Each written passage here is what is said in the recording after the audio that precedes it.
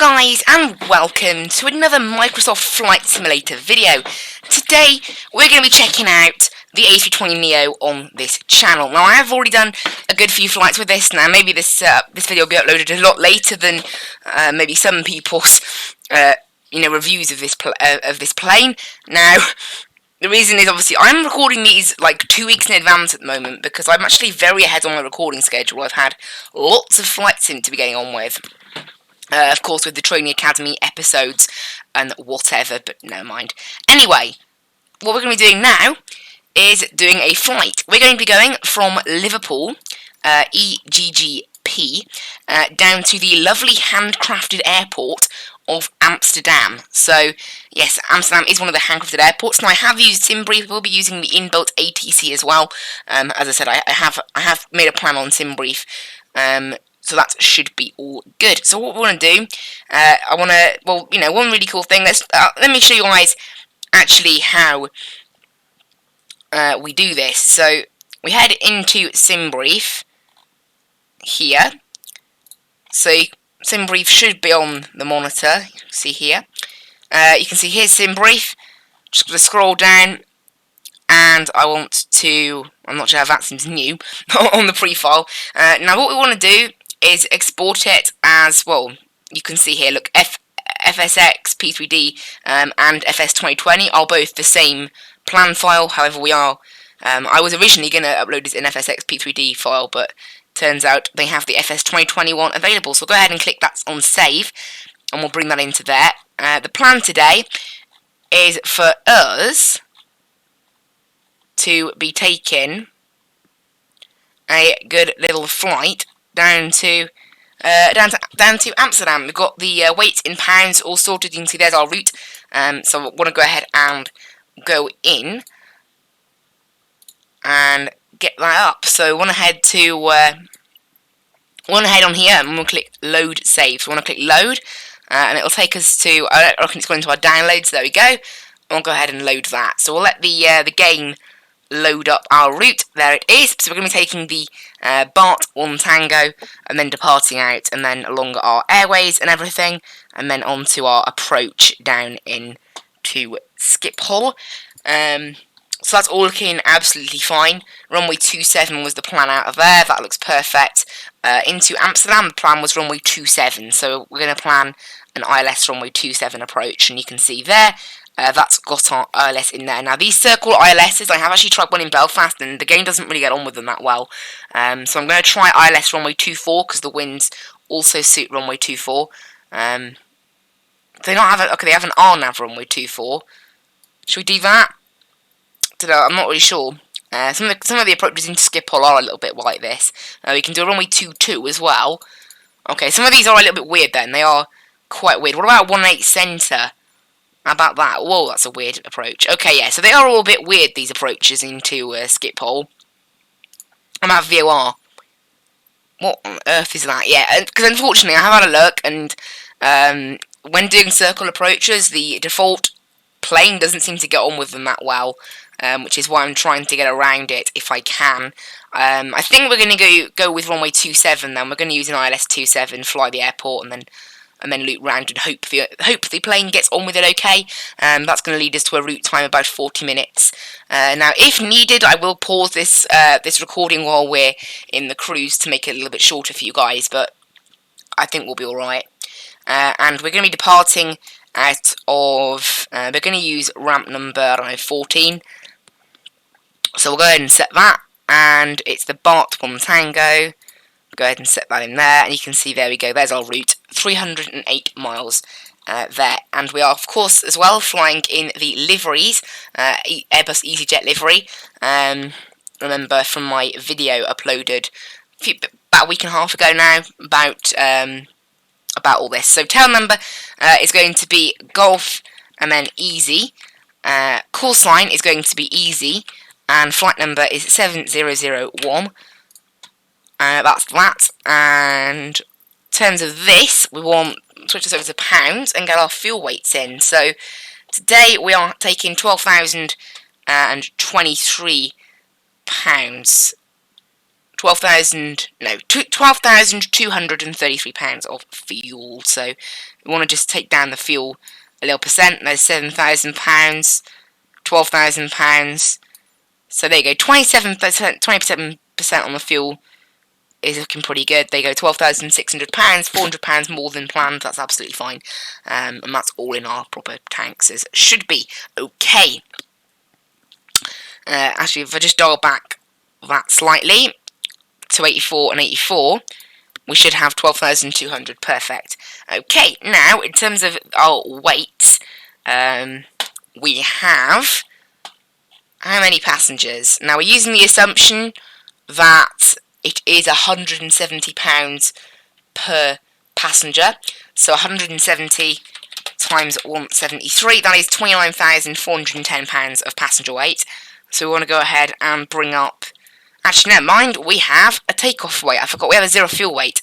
So we'll use the zero fuel weight. I totally forgot that was actually a thing in this game. So we'll use... Do we have a zero fuel weight? No, we don't. Yeah, no, that's our empty weight. We'll use our takeoff weight then. So we'll use our takeoff weight. So our takeoff weight is meant to be 148.1.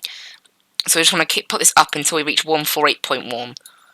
You can see there is 148.1 pounds. There.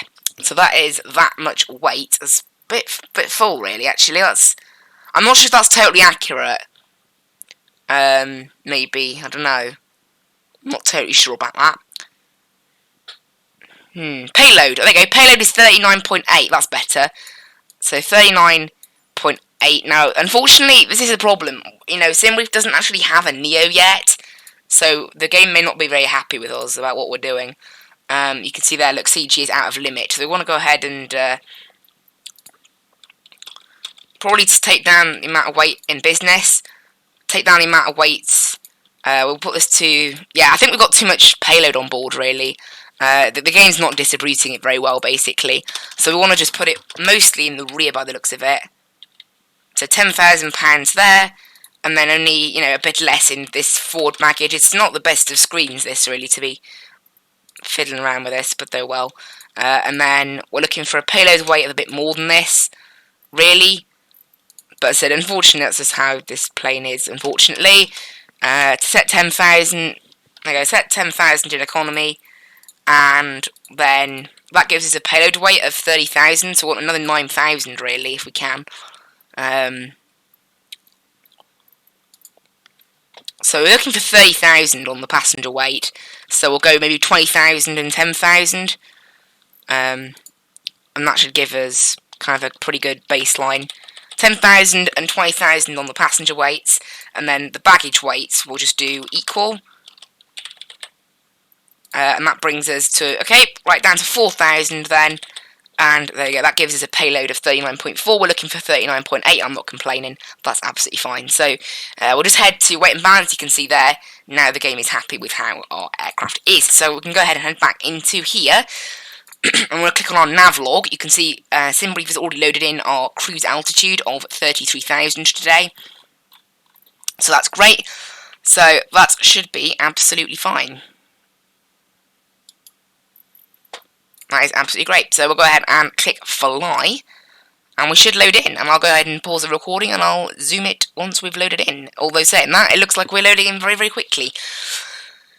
Now, as always, I am flying with my joystick, and yeah, we're going to be taking out. We're going to be taking a look. We're on live traffic, live weather. Oh, hang on a minute. Are we on live weather? I didn't check that. I think we're on live weather. I can check once we load in. Actually, I can change the weather once we load in. It's fine. But we should be really, really good. Now, hopefully, Liverpool Airport's pretty good. I tried loading into Jersey earlier. I was trying to do a flight with my virtual airline, virtual Easyjet, but unfortunately, FSUIPC 7, which is the new version of FSUIPC, believe it or not, already, 2 weeks, before this video goes up, I'm recording this, has already been released on the 23rd. It was released earlier this week. Pretty amazing, really, that it's been released so quickly. But unfortunately, it does cause a massive FPS drop at the time of recording. Hopefully that will be fixed by the 27th. But Liverpool Airport does actually look pretty good. I mean, it's not a handcrafted one. It will lag just as everything loads in. Now, I have noticed there's a massive lag of actual airliners at these places. Like, these airports, it's just full of private planes all the time. Like, Liverpool is not that small of an airport, you know? It does still support larger planes. It's a bit weird. We're going to go ahead and turn on everything. Our flight plan should already be loaded in down here. And you can see everything's all loaded in here. Transition level is 6,000 here, but remember, actually 18,000, as we are on Microsoft Flight Simulator using the default ATC, so everywhere has a transition altitude to 18,000 like it does in the US, because we're basically doing that, and because it's an ILS approach, we're going to do the standard decision altitude of 200. The rest of this we can leave for now. We'll just make sure we're on live weather. You can see there we are, that's perfect. So we'll just go on to the performance page. We're going to do a flaps 1 takeoff. We're going to flex, I don't know, is it lower? I think lower flex is a larger amount of power, right? We'll just to be safe, it's normally between 40 and 60, so we'll just set 50 just to be safe. And this can just sit here for now. We'll go into the init page. Actually, cost index today is 25. I don't know how much difference cost index actually makes, but maybe it makes a bit of difference, and we'll just leave that like that for now. What we want to do is bring up the this thing here. We want to go ground services, and we want to go tune Liverpool ground, and we want to go ahead and looks like we don't actually have that many choices, unfortunately. Now I have Windows default voices on because Azure seems to have a lot of Azure sound seems to have a lot of missing stuff. Now, unfortunately, yeah, it does appear we don't actually have any ground services here at Liverpool, so we'll just go ahead and request IFR clearance. Yeah, the voices are a little bit funny, really. They are quite robotic, but oh well. Climb maintain 6,000. And squawk 5156. Stick that into auto on ATC, because this game freaks out otherwise, and altitude reporting to on. It's a bit of a weird TCAS. These buttons work, the buttons that don't typically work, and then just the basic TCAS stuff doesn't work. Believe it or not, though, the weather radar does actually work in this plane. Oh, come on, I did not leave that much of a break. There we go. Yeah, excuse the extremely robotic voices, just leave that alone. Right now I'm getting alright FPS, it's quite cloudy, so it won't be the best. I'll just check, make sure anything like FSUI PC is running. It isn't, which is good. So the FSUI PC, unfortunately, the bug with SimConnect is, you know, it hasn't been fixed yet at the time of recording, so the game is lagging by about 15 FPS as soon as you start anything that uses SimConnect, unfortunately. But never mind, that is that. I'll go ahead and turn on the fuel pumps, and we'll get the APU turned on as well now, because we haven't actually got access to any. We haven't got access to any ground services now, so we can just leave it. We'll make sure that we've got the correct amount of fuel on board, £5,500, which of course is the correct amount of in pounds. Remember, it's a bit weird. This game uses pounds, and yet the Airbus still uses kilos, even though you put it all in pounds. It's a bit weird, but whatever. V2 is going to be 130, VR 126, and V1 122 today. That should be fine. QNH is, we'll just press B, QNH is 2975. Remember, we're using altimeter here because we are using the FS Extra 4 ATC, and that's what they use. So we're going to go ahead and get the strobe lights on to auto, and we'll get our nav and logo lights on. We can get our beacon light on as well, as we will be turning on our engines very, very soon. Runway 27, we're going to be departing at that way then, that runway over there. So we're going to push back to the left. And we'll do a quick run through of today's route. So we'll put on constraint mode. Not that's particularly accurate half the time. So we're going to be departing outwards and heading along our route. A few restrictions, but nothing massive. Not using charts today. I just want to, just use the nice default kind of thing. Again, this game's a bit weird with the whole restrictions thing. They're not even restrictions. They're just there. So we're climbing up, and then it's a pretty straightforward route. This thing does have a top of descent plugged into it, and then there's of course restrictions on the arrival then as well. As we head into Schiphol. Now what this plane will attempt to do, at least what it attempted to do in Belfast, it will try to go direct to the airport when we pass SPL. It's a bit of a weird bug, but we just need to live with that. And I'll just have to vector myself manually if need be, but we should be all good. This thing will tune the nav radio automatically, which it has already done. 334 miles, that's saying, is the route distance, something like that. That's fine. So we'll go ahead and just skip back up to the top, and this can go into ignition start mode, and we can go ahead and push ourselves back. So yeah, I think because the APU all started, we haven't actually got an APU page on this plane, so I don't actually know when it started. It says available, so that means it started. So we'll go ahead and turn off external power now. You can't actually disconnect external power because technically it's all, even if external power's not there, weirdly you can still connect to it. It's a bit of a weird bug at the moment, but we'll go ahead and we're not going to use the weather radar at the moment. Does appear to be slightly bugged though. Although it exists, it just seems to display the same thing quite often, even when there isn't any weather. So we'll leave it off for now. And I suspect, given the cloud, we're going to get icing. It's currently 15 degrees outside, but the thing is, again, there's a bug with icing. Even when you leave the anti-ice on, for some reason this thing still ices up. So we're going to go ahead and request pushback. 7001 requesting pushback.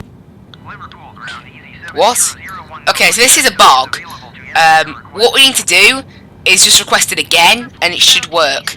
It's a bug that I've come across a number of times, and actually it started raining. Okay, it doesn't look like we are gonna. So we have to do Shift P here today. So we're gonna do Shift P is what we're gonna do. It doesn't look like it has started raining, just a touch. So I think we are gonna put the anti-ice on takeoff just to be sure. We're gonna press F7 now. Although I thought that did flaps. It did. It did. There we go. Perfect.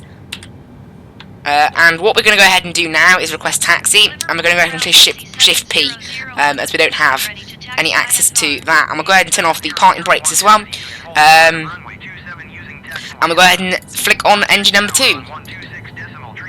Now we'll actually hear the PTU noise going away. Now I have this turned on. That's not taxiway alpha. I have these taxiway ribbons turned on because it's quite difficult to find your way around these airports based on the instructions that ATC give you, particularly once we get to Amsterdam, which is a bit of a bigger airport. We'll go ahead and fire up the other engine now as well. Now I'm going to try and use the rudder to steer us, however that doesn't actually work. In the current game, if you press Shift P2, no, that's not the case in this game. So we'll just do a straight push back and leave it at that. So we want to go ahead and tune ground now.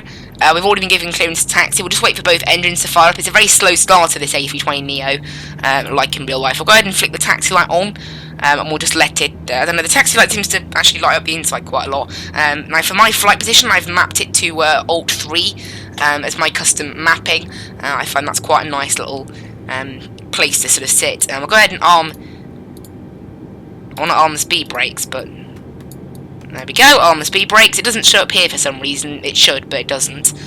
Same with the parking brake, that doesn't show up there either. I wish you could get rid of this thing though. I like the taxiway ribbon, but I don't want a massive marker telling me where to go. Like, I'm not interested in that. I don't need that. I just need some kind of assistance, because taxiway alpha is not particularly helpful. Like, there's more than one taxiway, you know? It's kind of... The instructions aren't quite as good as they would be in the real world, and also Navigraph charts I haven't got running. It's a bit more of a chill flight today, really, isn't it? Just sort of experimenting with this new sim, having a look around. Yeah, I don't know, the taxi lights definitely light up the inside of the aircraft far too much. Right, are the engines all fired up? They are perfect. We'll head into normal mode on there, and we can get the APU off, and we should now be able to taxi. So we'll go ahead and go to a bit of power.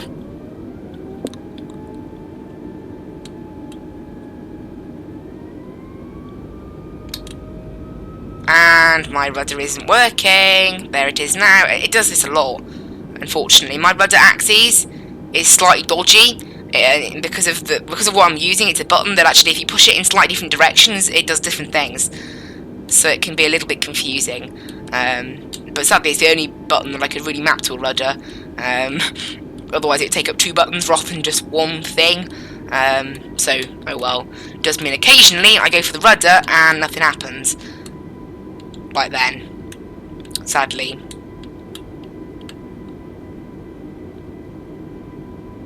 Just need to be careful with how I push the rudder, basically. But look, we're taxing out. I'm not getting the best of FPS right now.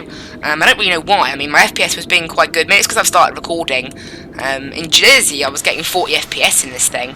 Because unlike the other 2 airliners, the A320 is actually fairly decent on performance. It's still not ideal, but it's better than the 7.8 or the 7.4, definitely. Right, we're going to put up a bit more power. This has the same bug that FSX default aircraft have, where for some reason the wind in the air interacts with the plane on the ground, and actually changes our taxi speed. Yeah, I'm having some issues here with the rudder. There we go. I have to hit like exactly the right point, otherwise it just doesn't turn right. Unfortunately, I'll give it a bit more power because I am. It's like the parking brakes are on. They're not, but this thing is struggling. But never mind. We're going a little bit quickly now. We're alright though. I might have to map something else to my rudder, who knows. I might have to map something on my keyboard to the rudder. Don't know. And we'll just push back on the throttle now because we are going a little bit quickly. We'll just use the brakes. That's better. Because we have actually got a tailwind down here, which is making us taxi quicker than we should be. Again, you know, the wind shouldn't have an impact on our taxi speed, but it does. I mean, if it was like a 40 knot wind, maybe it'd have a bit of an impact, but it's a 6 knot wind. It doesn't have that much of an impact. Right, we're going to go ahead and turn on our landing lights and everything now, and get on all our takeoff lights. And you can see, look, it suddenly goes darker in here because I turned off the taxi lights. It's so strange. The taxi lights shouldn't really have much of an impact. Now, there's no clock on this thing at the moment. The only clock is our session time, which is running down there. Also, somehow my auto brakes that were set to max are no longer set to max. I don't know how that's happened. Next, when I press the brake, for some reason when I press the brake, the auto brakes max somehow disable, which obviously shouldn't. That should apply to lower medium auto brake, but it shouldn't apply to max auto brake. Max auto brake is generally only used on takeoff. But never mind, I guess. That's that, I guess. Anyway, taxiing along looks all good at best. We're going to go ahead and just taxi along. Yeah, the FPS is not bad now, actually. It's more like 25, 30. If I stopped recording, I probably would gain about 5 FPS at least. So it's not bad. Now, this recording will be quite long. You know, it's approximately a 50-minute flight, I think. According to SimBrief, this flight is 52 minutes. So we may have a small FPS. No, not FPS, a bit of a long recording. So I probably will pause it during cruise. Although, saying that, I am tempted just to leave the whole thing. Because it's kind of nice, isn't it, really? So for you guys to get the entire flavour of the entire flight, really. And how all the scenery looks and how the clouds look and everything. But we'll go over to Liverpool Tower now. Now, I know we're meant to wait here, but that's not where we'll get the invitation to contact Tower. So we need to go a bit further on. We'll just idle it as well. And we should, somewhere around here, get a little thing saying we can request takeoff clearance. Although sometimes it doesn't pop up until a little bit late. Yeah, I mean, I'm already past the holding point line now. I'm still not able to request takeoff clearance. Hello? Yeah, this is way too... I'm way too close to the runway now for requesting takeoff clearance. In fact, this is weird. Right, Liverpool Tower. Okay, this is quite weird. Oh, there you go. Only now can I request takeoff. That's silly. It's a bit late, really. They've been cleared to take off, which is good, because we're already on the runway, thanks to the fact that they wouldn't acknowledge our request until we actually got to the runway.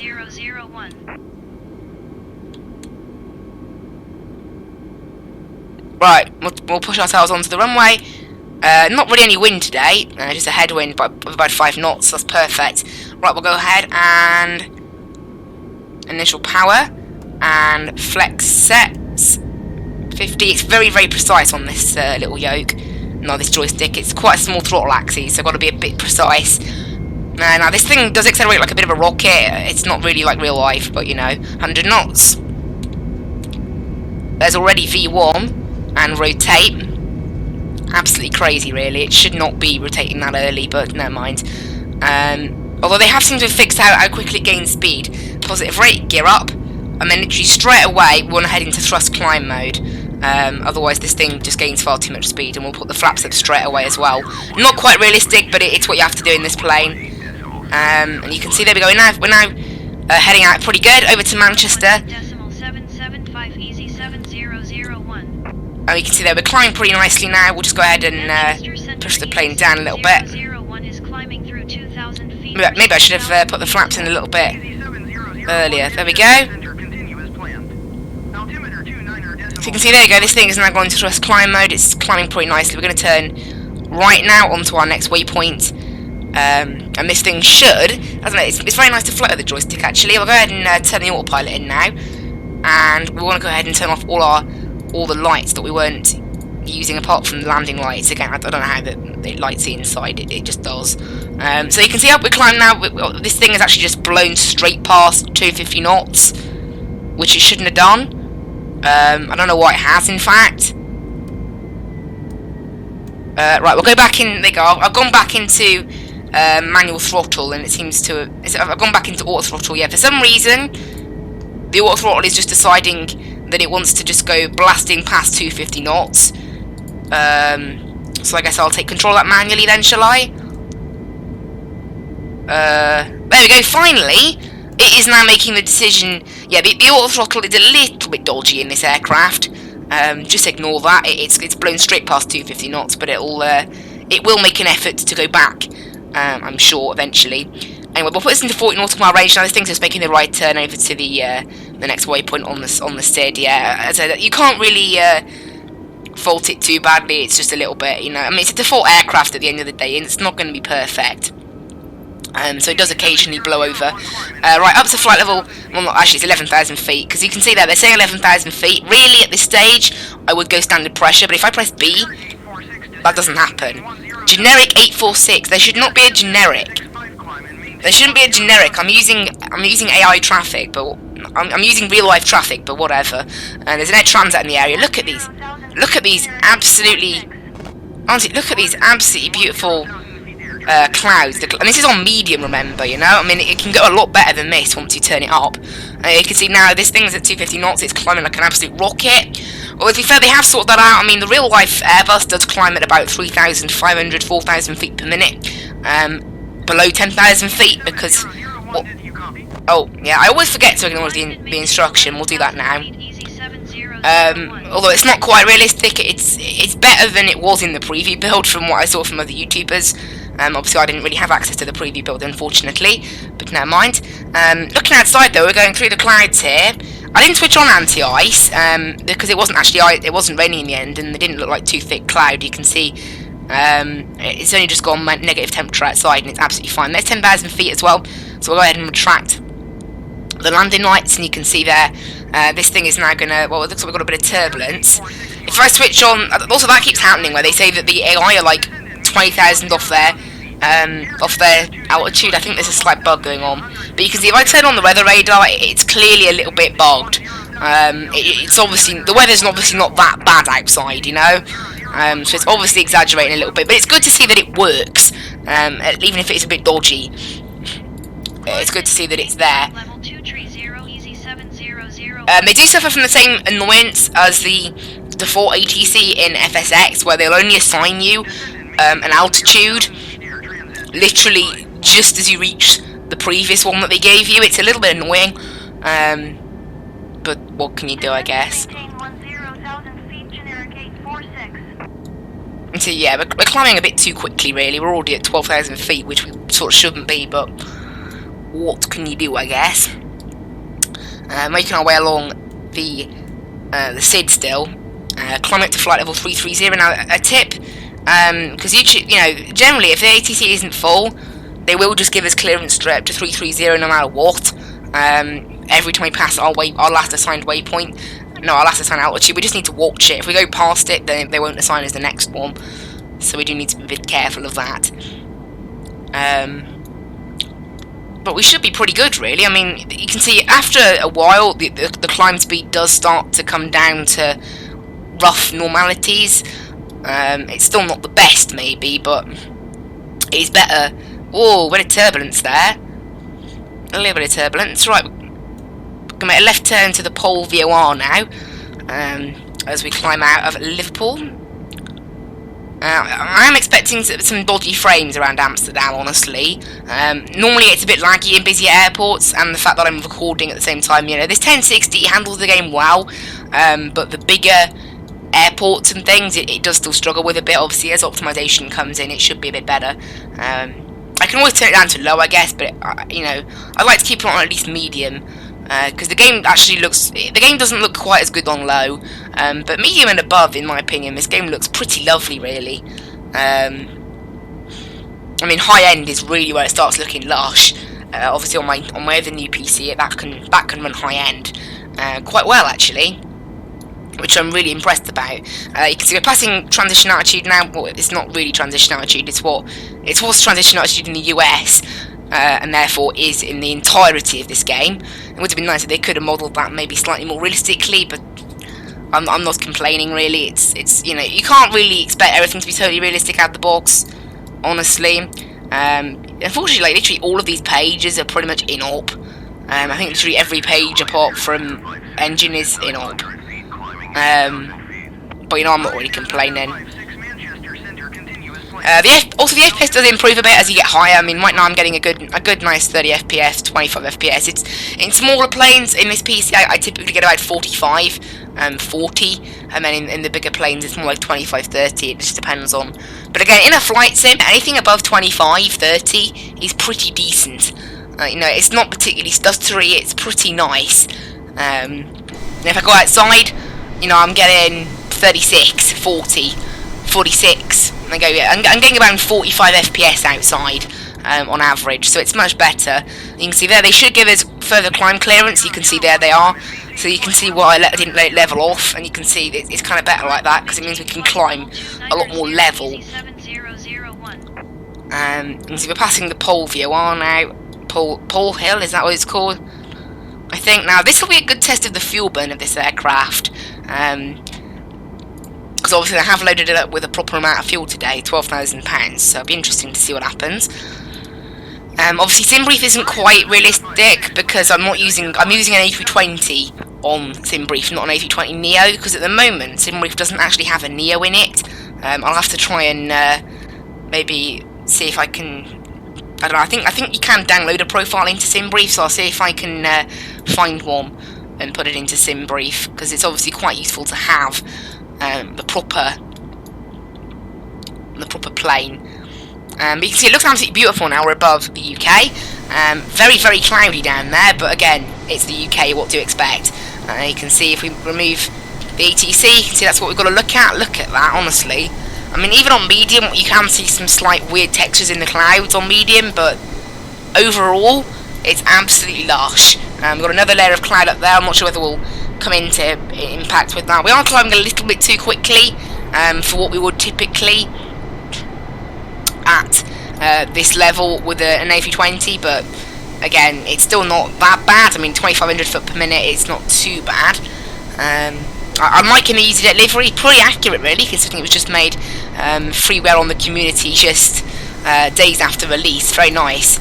To whoever made this pack, it's part of the mega pack on that MSFS add-ons store, no, not store, website. If any of you guys want to go and check that out, it's in the description of my video about installing liveries, the tutorial. You can see now we're passing 20,000 feet. It is slowly starting to level off on the vertical speed.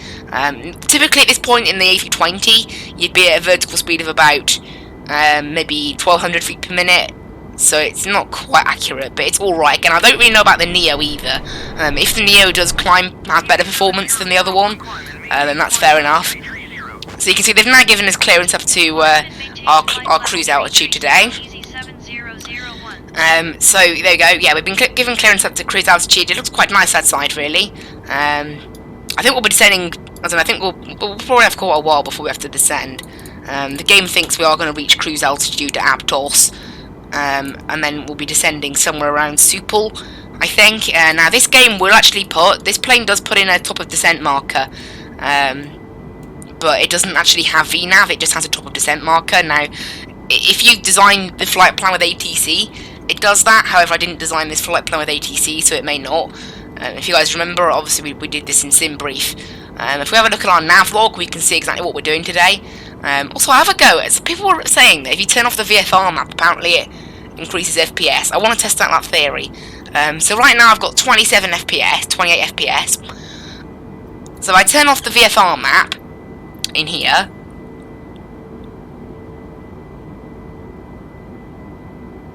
(34, 36, 35), turn it on, 27, whoa, that's true! I didn't know that. Well, there we go, we'll turn off the VFR map then, and that gets me much better FPS. That improves my FPS by about 5. That's absolutely mad. I went from 27 FPS up to like 33. Between 30 and 35, and I was on 25 to 30. So that's really good. That's actually improved my FPS by overall by between 3 and 5 frames. That shouldn't happen. But yeah, I'm not even hitting under 30 now. That's really good. Okay, well, I did not know that. I thought people were just saying it as like a maybe. That's quite interesting, actually. I wouldn't have thought that, but there we go. I guess, that's a little tip for you guys. I'm going to maybe do a video on that. FPS help in Microsoft Flight Sim now. I don't actually know how long the runway is. Runway 27 Amsterdam, how long is it? If I bring up Navigraph charts, it will tell me. And it will allow me to tell what runway we should be using. Now, SimConnect, like Navigraph, SimLink does actually work, which is really cool. It does work in this new sim straight away. So runway, let's have a look at our airport page. At Schiphol, runway 27 is 11,000 foot. That's fine. That's going to be low water breaks then. And I've just set the decision altitude at a very standard 200 because it's an ILS approach. 200 radio altitude, that should be absolutely fine. Again, we're not doing this totally serious. Just a little bit of fun, really. Got lots of waypoints on today's route. And you can see we're just here at flight level 330, just cruising now. For a little bit. I'm amazed at turning off the VFR map though. Does actually improve FPS by about 5 FPS. That's totally mad.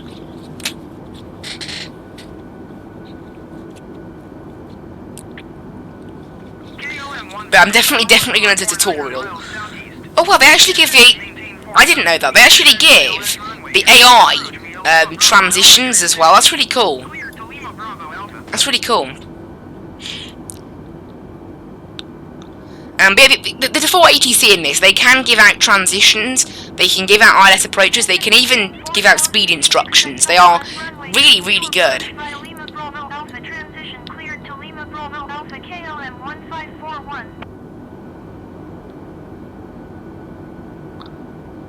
And so there we go, just cruising along now, pretty nicely up here at flight level 330.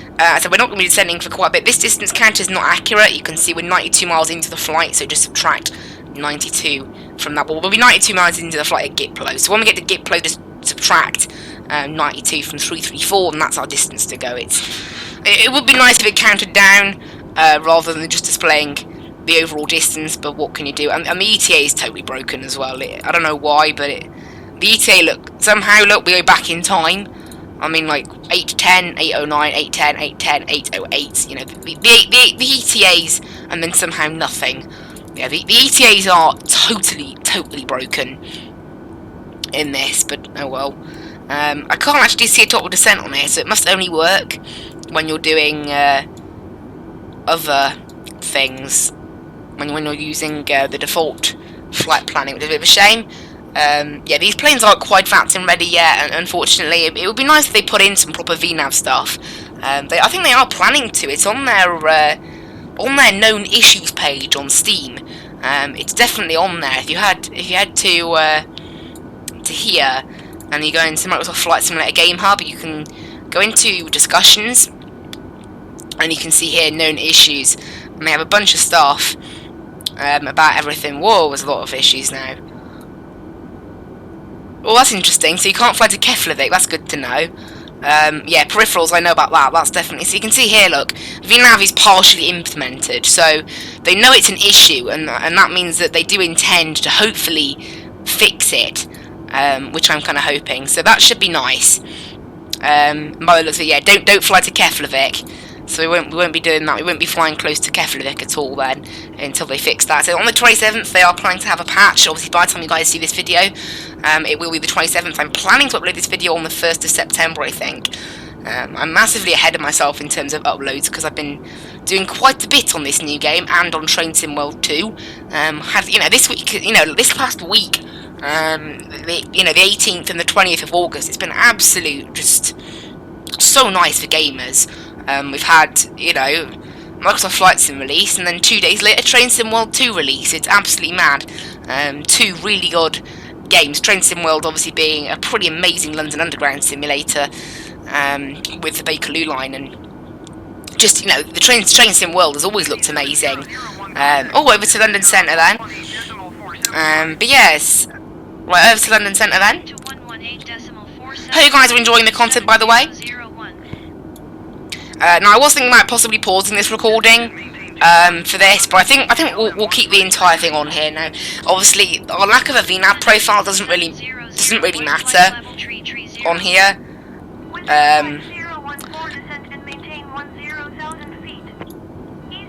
And you can see they continue. That's not really how to pronounce that. Also, our next waypoint isn't that anymore, but okay. Also, so yeah, a few tips. Actually, when I went into the game hub then, you guys didn't actually see that because it wasn't on display capture, so I'll just show you guys again. Go into game groups, so at the top you click shift and tab, and then game groups. Microsoft Flight Sim should be at the top pretty much. And then you just head to discussions and then known issues, and there's a number of helpful things there, which is really good. As I was discussing, the VNAV is partially implemented, so hopefully they'll fix that. But also, yeah, in terms of a VNAV profile, I know we don't actually have a top of descent, but luckily ATC will give us a top of descent. Now, this is my first time using a sim brief plan, so I'm hoping the game does still stick to it properly, and that's my hope.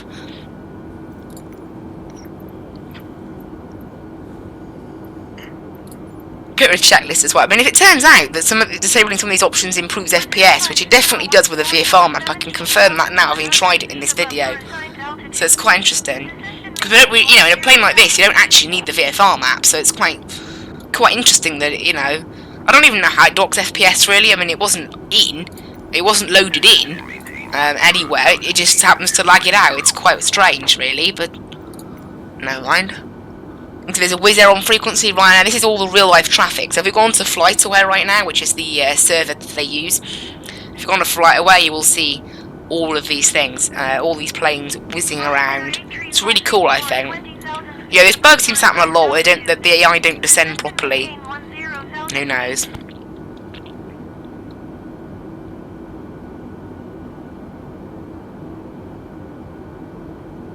Descend and maintain 10,000 feet, Ryanair 8358.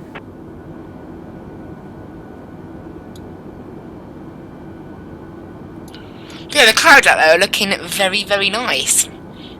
That's for certain. I mean, it's a very cloudy day, really. I mean, I have no way of actually looking at the weather down in Schiphol in this game. It's one thing I would like to do, is the ability to just look at the weather in this weather tab. Because I can go into Active Sky, but then it sort of freaks out because Active Sky actually connects to the sim. So I can do that, but it may mess with the weather. That's the problem. Actually got a very, very nice tailwind today, about 50 knots. I'm not sure how accurate that is. Honestly, I'll have a look at the wind now. I don't know how good the wind is in this game, really, and all the weather in terms of its accuracy. Yeah, it's a pretty good tailwind going on there. I'll have a look at the in-depth weather chart on SimBrief and see if that's because unlike the other weather chart, it does actually give you the full thing. It gives you the actual wind speeds. So we're expecting a flight level 340, about a tailwind of about 52. We're getting 54. That's absolutely perfect. That's really nice, in fact. It's really nice to see that it's that accurate. Because they're not using. I mean, it is. You know, it does make Active Sky kind of redundant. This simulator. Actually, we have got a top of descent mark there. Now, in terms of that, this plane there won't be a purple dot or anything showing up. It's kind of encouraging because I didn't use the default flight planning for this flight. Of course, I used SimBrief, so I'll have to try doing a flight without the ATC and without loading in a flight plan, where I put in the flight plan myself, and then we'll see how decent it is, maybe. Because I'm quite interested in that, really. Because obviously there's no purple dot that shows up, but it does give you a fairly decent top of descent. I think it's like roughly 1800 feet per minute or something. It doesn't really follow anything, sadly, but it's better than nothing. You see all these things up here work on the default aircraft. I mean, as a default aircraft, this thing's pretty good. I mean, it's not quite as good as the Aerosoft Airbus even, but it's all right. I don't think I disarmed the speed brakes actually. My bad. You see, there's our flaps. We've got our transponder that works. You know, the weather radar works.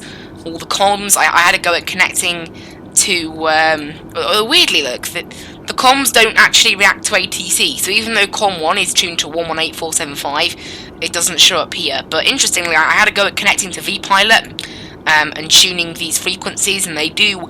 VPilot does react to it as you're tuning them, which is really good. It means that it does actually work properly with VATSIM in that way.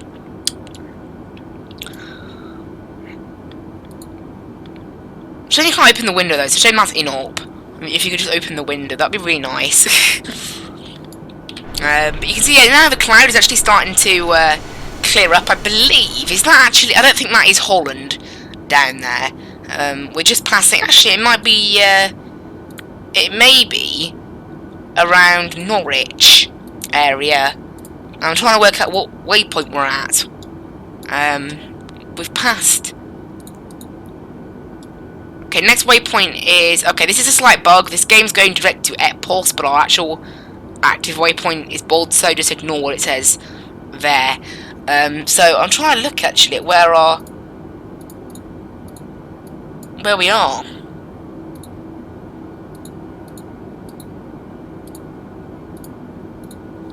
I don't actually see any of these waypoints on here, to be honest.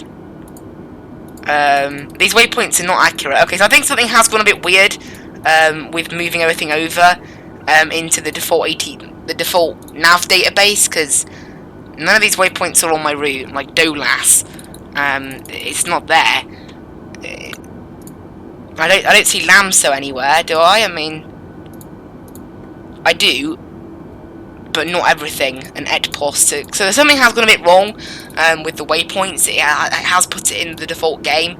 As I said, unfortunately, that's kind of how the moment that it is. Navigraph, there still isn't a way. The Navigraph are going to make a way of porting the AirAC cycle that they have into this game, because the default AirAC for this game is not very good. But unfortunately, it's not. At least on the time of recording of 23rd of August, it doesn't appear to be an option yet. I don't know if they said it was going to be ready within a few days of launch, and it still isn't. They haven't released anything on their sort of on their YouTube channel or anything. There's absolutely nothing at the moment. So I'm kind of quite interested, but yeah. So it does appear that the importing data from SimReef hasn't quite worked properly, and we should get a call to descend here. We're actually not that far. We're actually only about 130 miles now from Amsterdam, so it's gone quite quickly. You can see there is yeah, I think that's the UK still. I think we are taking a slightly different route to what I was initially planning because of the default nav database. That's why the route ended up being maybe a bit longer than planned or something, I don't know. But I think, don't know. Yeah, but it's all looking pretty good right now. We are still on London Centre, so we are still within London's airspace, and you can see we've passed that little white thing now, which is where the plane thinks we should descend. And to be fair, the plane is actually pretty good. I've done 2 flights now, and the ATC do get you to descend, in my opinion, late. They definitely get you to descend too late, in my opinion. Also, I have noticed a weird bug with the auto throttle. If you move your throttle below the auto throttle, it actually takes over, which I don't like. But you know, that's not really how the Airbus should work. Actually, no, never mind. I'm being silly. Yeah, that is how the Airbus works. Ignore me. I forgot this isn't Boeing. Yeah, the Airbus, you have to keep the throttle in the exact place all flight, don't you? But one thing to solve it, I can just put that into there, and there you go. You can see, basically, that's how you sort a slightly buggy auto throttle. You just literally go into managed speed mode and then come back out of it into the normal speed mode, and then it just picks back up again. Now, I'm expecting to descend soon if this restriction at Lamso is there. Now, one thing to take into account as well, I've tried going direct to waypoints before. What on earth? Devil! What on earth is that call sign? Right, I'm trying to find what that call sign is. So I have There is a site, aviationcallsigns.net, because I'm seriously wondering. So it's aviationcallsigns.net. It can be quite. They go avcode. No, never mind. It's avcodes.co.uk. So I'll go onto there, and I can go airline codes, and then call sign. Devil. Oh, it's Air Antwerp. Interesting. Why is that called? So they're the ones that do these flights between London City and Antwerp. If we go onto FlightAware, I should be able to see that flight.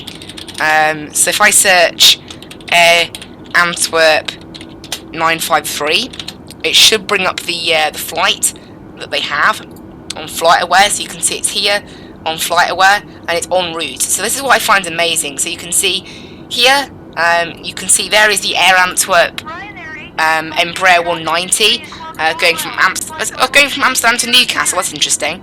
And you can see there it is, look. And you can see there its call sign is Devil. And it's so cool. I love this. So I can just look at this plane and go, oh, that's the one I'm seeing in my sim right now. It's really, really interesting. And all you have to do is search it up. And normally FlightAware is either Flight Radar or FlightAware are one of the top results. Remember, this game uses FlightAware, so if there are any difference between the two. Oh, traffic. Oh, I see it. That's a bit close, actually. Yep, traffic in sight. 7001 have the generic in sight. Yeah, at the moment they're all generic. Okay, there we go. We've been given a descent clearance. And this thing will take a bit of time to descend, I've learnt that. It just sits here for a bit when you press the descent button. And then eventually it starts to descend, you just need to wait a bit. You can see there, 100 foot per minute, and then slowly, but surely, it will then start a descent. It's a bit of a quick descent at first as well, and then it starts to level off. So it'll probably do like a 4,000 foot per minute descent at first, and then it starts to level off to about 2,500 feet per minute normally is the average. Now the real life Airbus does do something similar, just not quite as extreme maybe, but you can see there that we are already descending down to flight level 250. I'm going to put it 1,000 feet lower so that I can react if they give us.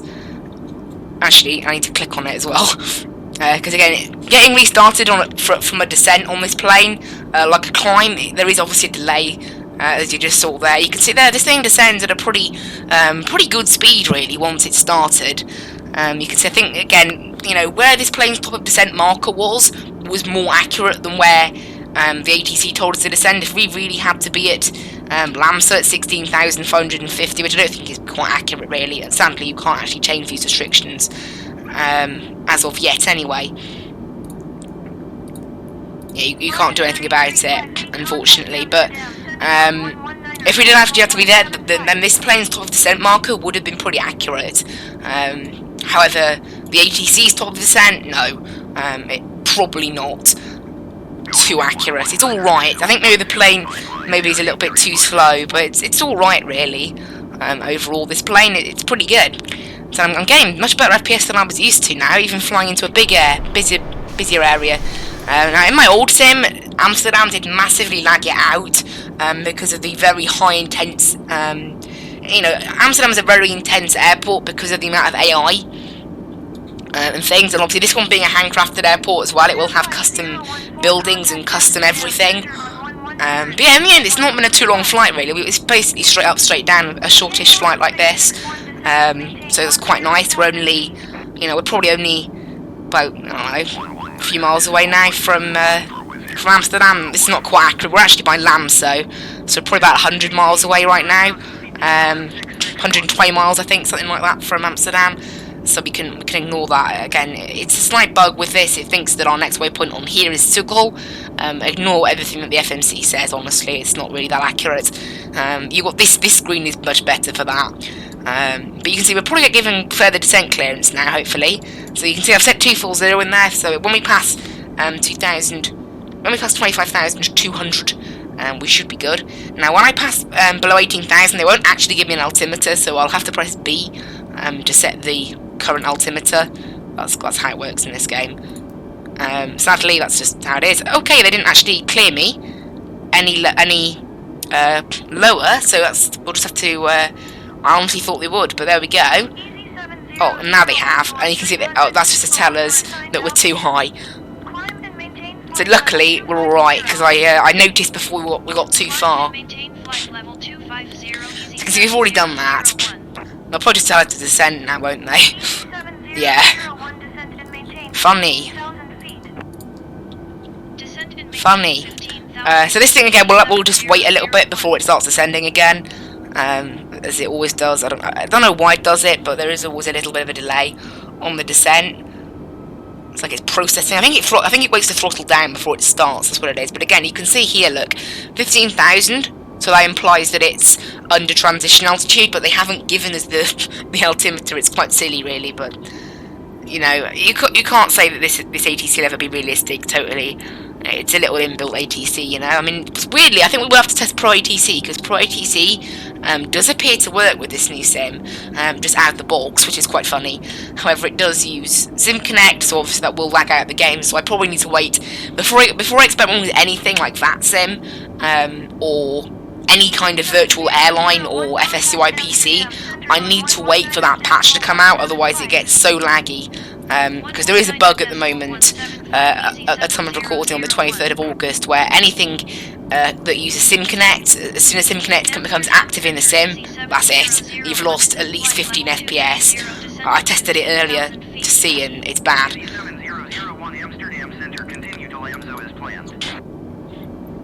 So that's fine. Next waypoint is actually Etpos, and you can see this is totally bugged now. It thinks that our active waypoint is Amsterdam, which is totally wrong. So we have to just follow on this. This isn't accurate down here. I don't know what happens with that, but it happens. And you can see, look, we are too high for LAMSO by about 6,000 feet, and that's because we had to, you know, we relied on the ATC for our clearance, not doing it ourselves, because that's kind of, you have to do that with the ATC, obviously. Otherwise they'll just yell at you, going, "Why are you descending when you shouldn't be? Why are you climbing when you shouldn't be?" You have to listen to everything. But it's not that cloudy down in Amsterdam, so we shouldn't need any kind of anti-ice. It's looking very nice, really. Currently. So there needs to be a way of looking at the weather further on. I mean, you can look at METARs on like flight radar and things, but the only solution, really, the quick way of doing it is by starting with active sky. But obviously that may cause interference. Although it does seem to be okay, really, starting up active sky. It doesn't seem to actually mess it up that bad, so I could potentially just do that. But it's a shame, really, because there's a built-in weather tab. Like, so this is like active sky's weather tab. So why can't you just look at it in here? But you can't for some reason. It's really annoying. But oh well. Oh well.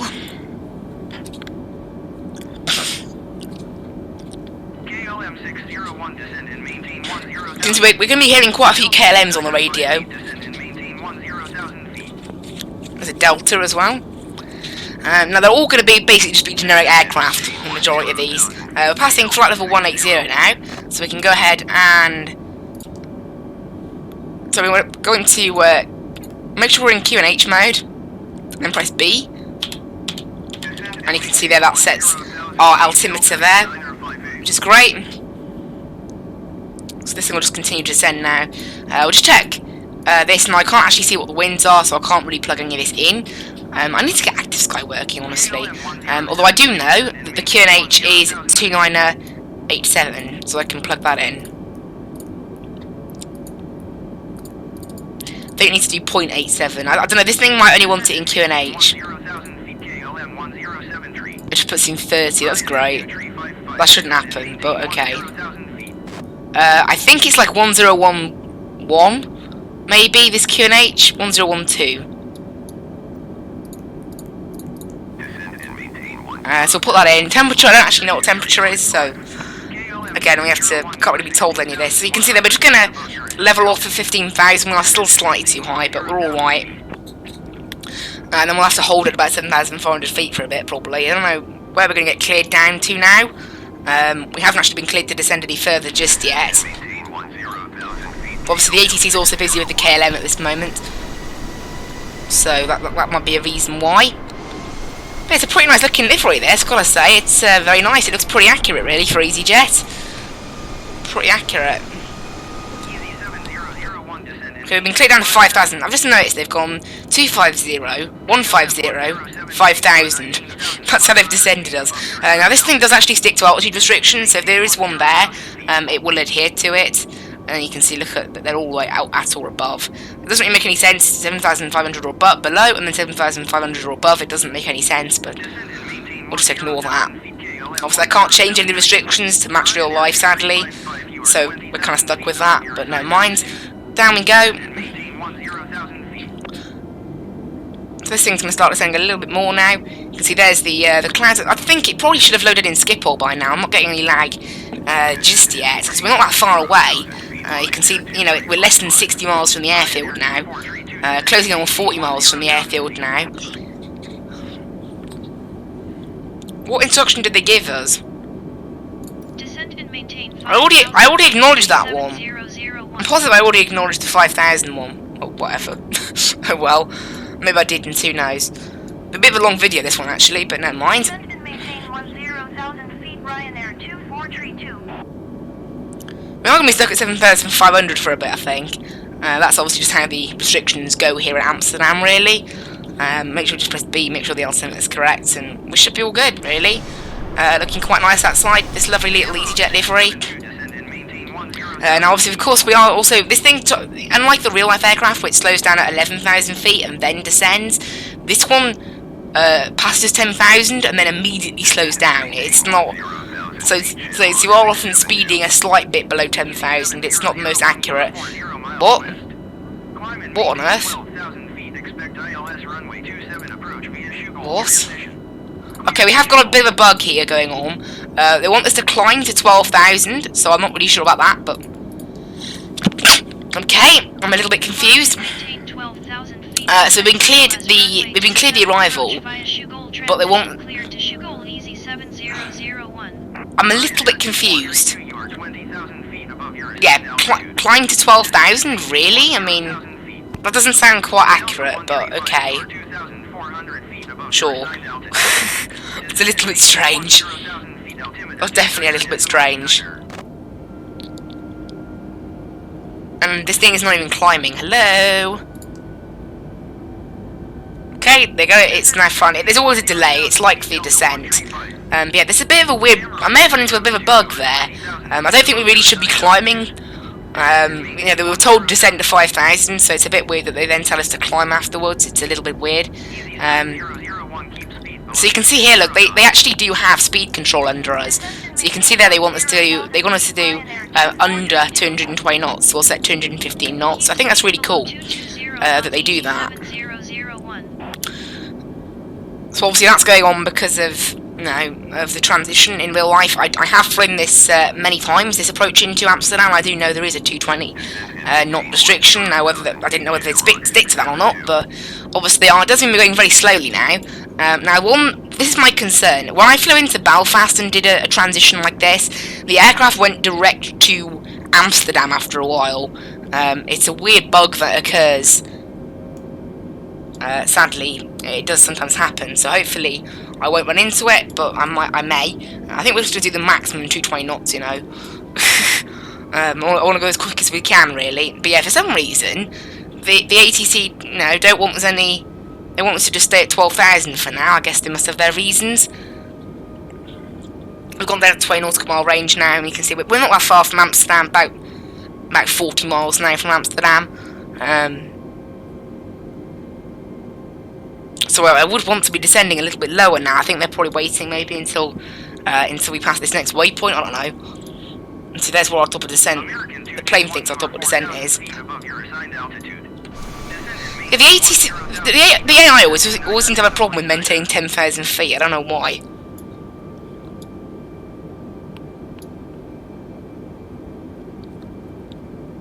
Descend and maintain 10,000 feet, American 221. Hopefully they'll tell us to descend at some point soon. It's a bit weird that. I mean, like, we descended and then they're like, nope, you need to climb now. It's not really what ATC would typically do. Traffic is 9 o'clock, that's over there. Oh, there they are. Yep. So that's obviously American 221, look. Obviously not an American livery. Easy 7001 have have the traffic. There they are, look. That's quite cool, really. American 221 have the traffic. They're going to tell us to descend anytime soon. No, whatever. I guess they're just waiting. Because we have got a 7,000 or above restriction at SPL as well. So maybe they're just waiting for that to happen before they descend us any lower. Who knows? It's a bit of a weird thing that's going on here, but who knows? I guess that, you know, I'm not. So we're about 45 miles away from Amsterdam. We'll be 40 miles away from Amsterdam after passing this waypoint. So maybe after passing this waypoint, they'll tell us to descend. It's weird though. I've never had that before. I mean, this is only my third flight in this plane with the ATC, but they're like, descend. No, climb. That shouldn't happen. Also, I think we have burnt slightly too much fuel. Normally, you typically land with about 2.8 roughly on the fuel, 2.8 kilos, 3 kilos of fuel in an A320. Now, it could partially be, obviously, I did fuel plan, remember, with an A320, not an A320 Neo. But I believe, isn't the A320 Neo meant to be more efficient, not less efficient than the A320? So, in the end, actually, I should have taken less fuel, not more. Who knows? I don't know. Again, I'm not expecting the fuel burn to be perfect. I mean, the default the default 737 and FSX proves that, you know. But our reserve fuel, I'll have a look now. Oh, there we go. So you can see, finally, they are telling us to descend a little bit lower, which is nice. No, we don't have to slow down for 10,000 feet because we've already slowed down to 220 knots, as requested by the game.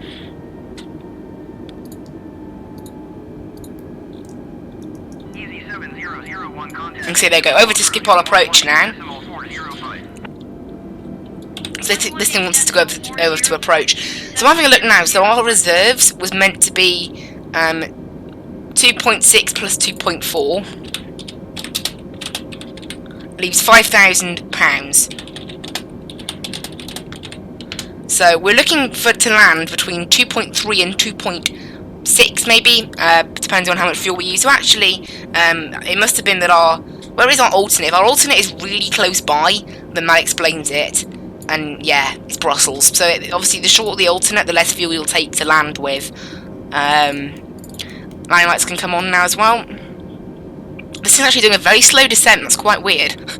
This thing doesn't normally do that. This can go down to 10 nautical mile range now. We should be alright. Now we're going to overfly the airport. I'm hoping it doesn't do what it did in Belfast and just go direct to the airport because we're overflying it. I'm amazed that the FPS hasn't actually dropped. I'm still getting a good, nice 30 FPS despite that lovely scenery down there. I mean, look at that. And obviously, you know, we should see. I think that's Schiphol Airport down there. In fact, that is that the Polder Barn? That's the runway that's like really far away from everything else. Nope, that's the Polder Barn maybe, I don't know. But that's definitely Schiphol down there. It's quite nice. It's the first of the handcrafted airports I've actually flown into properly on a flight. So that'll be interesting. Also, I have done a few landing challenges at the handcrafted airports, but no proper flight into them, so it'll be interesting to see. Also, I thought I already tuned Schiphol approach, but we'll do that now. 7001 is at 9,400. There we go. Yeah, okay, never mind. I think it's loaded in Schiphol. Ah! Lag. There we go. Lag. Go ahead and put in. Okay, altimeter there. Set. So yeah, there you go. The lag is just. There you go. It's briefly. There you go. It's gone back. Okay, so obviously, yeah, it is stuttering a touch as it loads in Schiphol Airport, because now it's loaded it in. I'm not actually stuttering anymore. I've gone back up to about 25 FPS still. So you know, it's one downside of this sim. It does stutter a lot when it loads. But saying that, once it loads, the FPS is generally pretty good. I'm getting 25 right now. But it depends on how bad the stuttering is. Obviously, the reason I had to get a new PC in place of my streaming PC was because the processor was stuttering really bad. Like that stuttering probably lasted for maybe 20-30 seconds, and it wasn't even that bad. It wasn't like total freezes. It was freezing for a good 10-20 seconds at a time, and it was happening for 2 or 3 minutes, you know? It does depend on how long it happens for.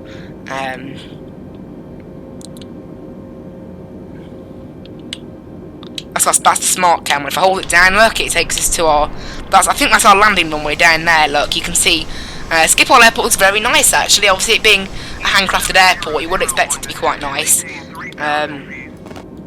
can clear a little bit lower. Now, this plane, despite doing it in Belfast, hasn't done it here, and they've cleared us lower before reaching our next altitude. So actually, the ATC does handle you pretty well on approach. I'm quite impressed. And we should easily be at the right altitude. We're going to enable the landing system now. I don't think we can see our ILS frequency and course is plugged into there automatically by the game. So that's absolutely wonderful. So it is looking really, really good. So you can see there we go. The plane's just going to start descending us now. There's a few low-level clouds. However, it is a positive temperature outside, so we're not going to need anti-ice or anything like that. You can see there you go. I've got points of interest highlighting turned on, so any points of interest in the area we will see, which I think is quite cool. At the moment, obviously, the game is just focusing on our runway for now. You can see there we go. We have now got contact with the ILS, and it's up there, ILS runway 27. Now, sometimes the ILS can be a bit dodgy, as in the ILS will localise, it leads you a bit off course, but overall, it's generally pretty good. And I'm actually really impressed by how steady it's keeping the descent. That's really good. This is what the real-life plane would do. It would do a nice 1,300, 1,500 feet per minute descent at this stage of flight. And I'm impressed that the ATC are also clearing us lower and lower before even getting to that altitude. It's quite impressive that they're doing that. And you can see, yeah, this plane's actually behaved this time. The way it says Schiphol, it's like Schiphol. It's because I'm using robotic voices. I would normally use the Azure Cloud voice, but unfortunately it doesn't appear to work. It does appear to mute the voices of the ATC quite often. So we'll wait until we actually, we're basically coming up on this left turn, so we can contact them now. Schiphol Tower, Easy 70018 miles east inbound ILS runway 27 approach. Easy 700. So you can see there we've been cleared the approach. Altimeter is 29902, so just standard. Wind's actually 25017, so it's a little bit strong wind, but it's okay. It's actually very cloudy as well. We're into some pretty thick cloud here. However, my game is actually getting some pretty nice FPS right now. I'm getting a pretty consistent 30 FPS. Obviously, we are heading slightly further away. That scenery looks so nice, and I just can't believe it. This is on medium. Like this game can go higher than this. It's absolutely insane. What this plane can do. We've been cleared the approach, so we're going to go ahead and arm approach on here now. Which means this thing is just going to suddenly start diving a bit, down to 3,000 initially, which is the start of the glide slope. Pretty nice, really. We can put this into landing system. We can also put it into nav. I personally just like keeping it in arc. In my opinion, that's kind of how I like having it. We're going to drop the speed now to about 200 knots because we're not too far out now. So I want to put the flaps out and things ready for landing. We're going to go ahead and arm the spoilers as well.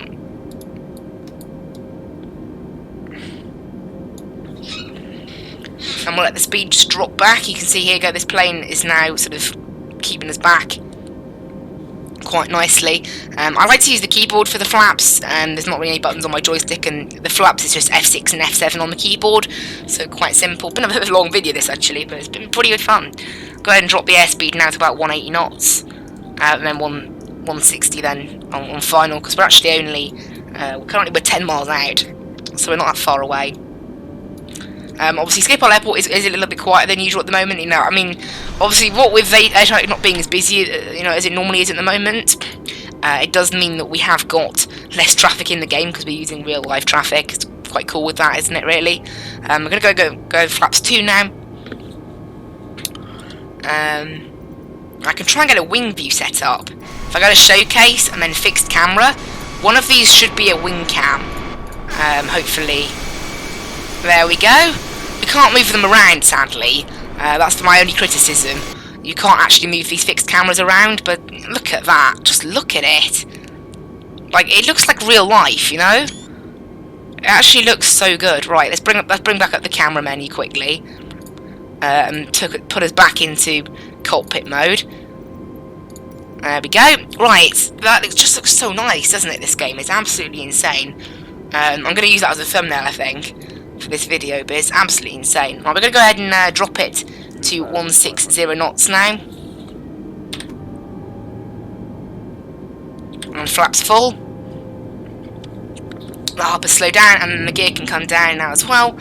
We haven't actually been cleared to land just yet, but probably will be quite soon. There's our airport look, and I'm getting still pretty good FPS. I mean, The FPS is massively improved now I've turned off the VFR map. I wouldn't have really thought of that, but yeah, it's pretty amazing that's happened. Now they're on the glide slip and localizer, so the thing should ignore the altitude I've set for it. Hopefully, providing it's doing it all correctly. And we're 6 miles out, so we're going to go ahead and just set final approach speed now.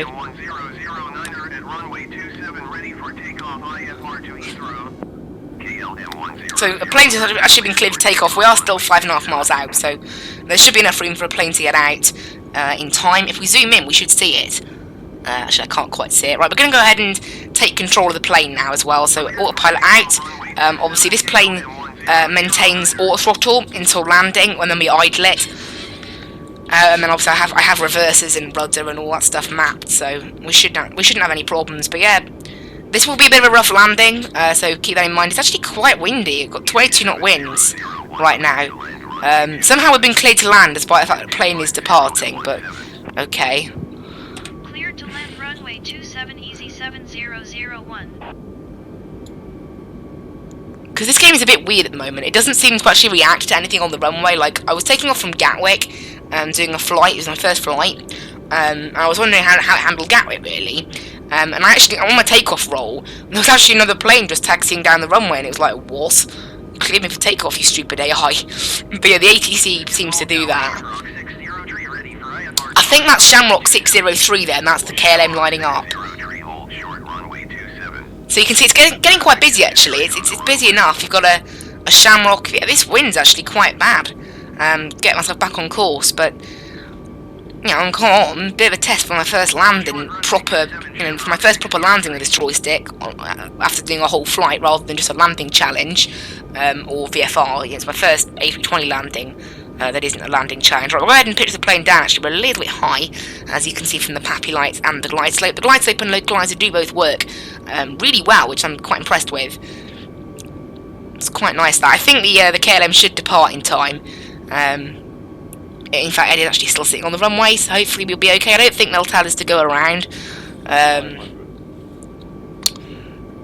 You know, in general, I think we'll be alright, but we'll just need to actually pitch the plane down a little bit more. Yeah, that KLM still isn't departing. I mean, you don't seem to be able to hit AI traffic in this. I don't think the game will tell us to go around, will it? Hopefully not, anyway. But we're gonna, okay, look at this. It's so beautiful. This is on medium. Oh no, really? Really? Funny. I didn't think this game had go around. Right, gear up.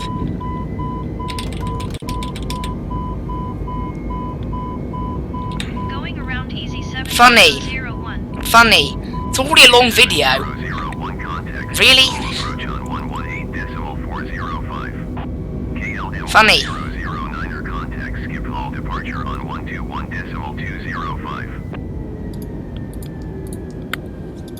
Going to 118.405 easy 7001. We'll just go heading select for now. And 3000. Schiphol approach easy 70. Can't believe that. Missed approach at Schiphol. What on earth? 7,500? That's a bit high.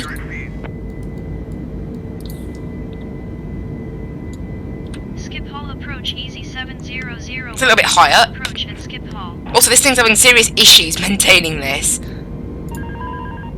Schiphol approach easy 7001 flying the Schiphol ILS runway 27 public. This thing's having massive issues. Why is it climbing so? What? Advise reaching 3,000 feet for further instructions. Funny.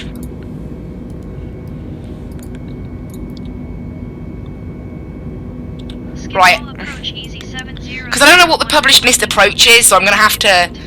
Because I don't actually have it in here.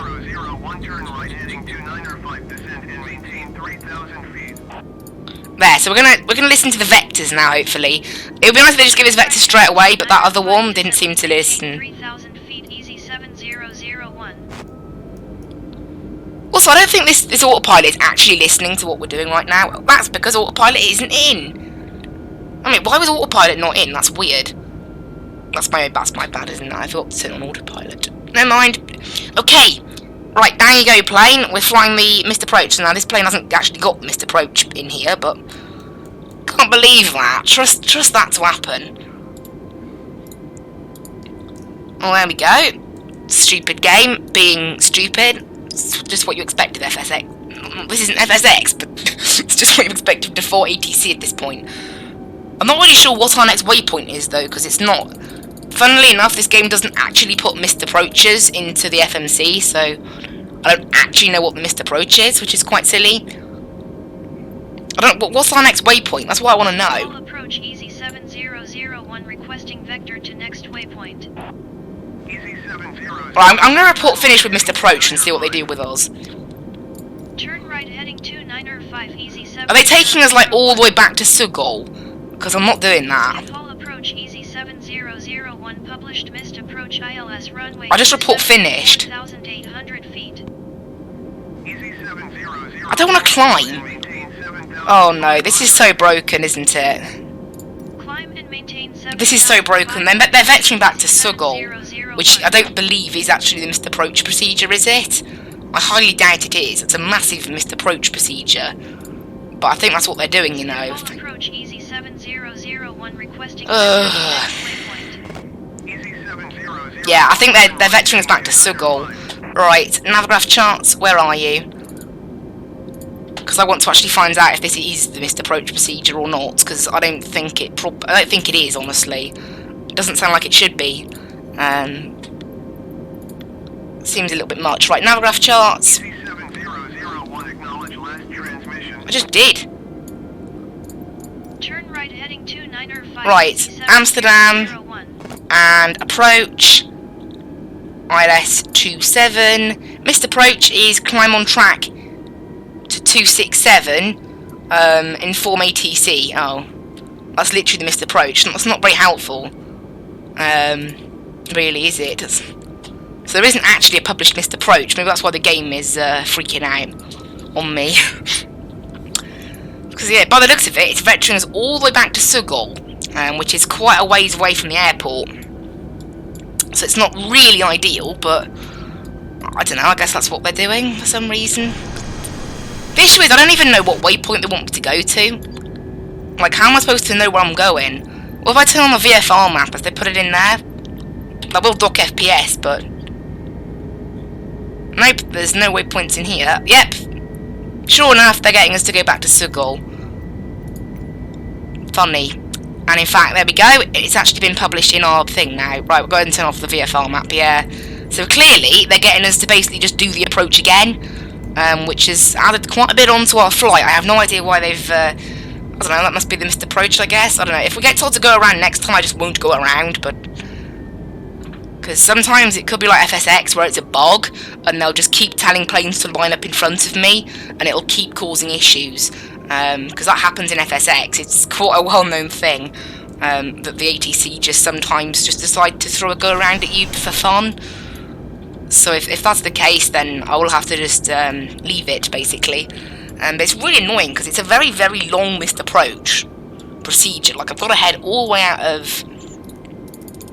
got to head all the way out of it and then back in. You know, it adds another, you know, good 50 miles onto my flight, which is not the best, really, is it? Because that's why I personally think this isn't the missed approach procedure, but the game seems to think it is. 3060, you are 30 miles southwest.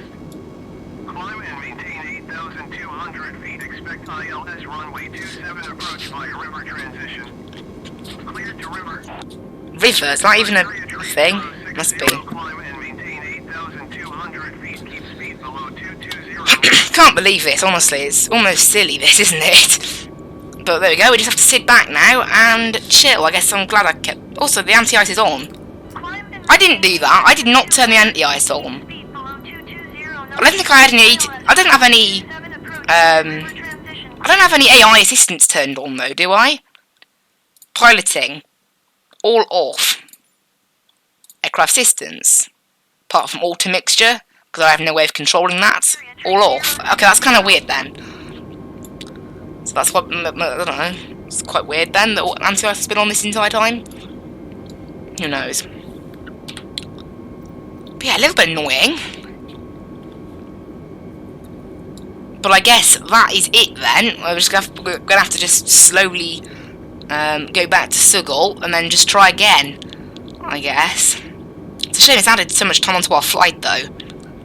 Can't believe that stupid AI getting in the way. It's not funny. Oh well.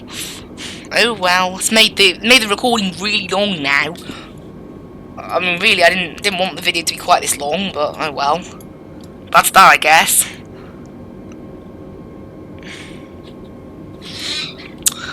Oh. Yeah, it's quite funny, really, isn't it? The 4 ATC making me go around. Who would have thought it? So if I do a second approach and they make me go around, I'm just going to land anyway because it'll clearly be one of those bogs. It's common in FSX even now. They never actually fixed it, so hopefully that does get fixed. But in FSX, there's a bog where the ATC basically just line up loads of planes on approach, and then they just tell you to go around all the time. But in this case, it looked like the ATC told a plane that it could take off, and then it just sat on the runway for ages. And really, in real life, if a plane's 5 miles out, you probably wouldn't clear a plane to take off anyway.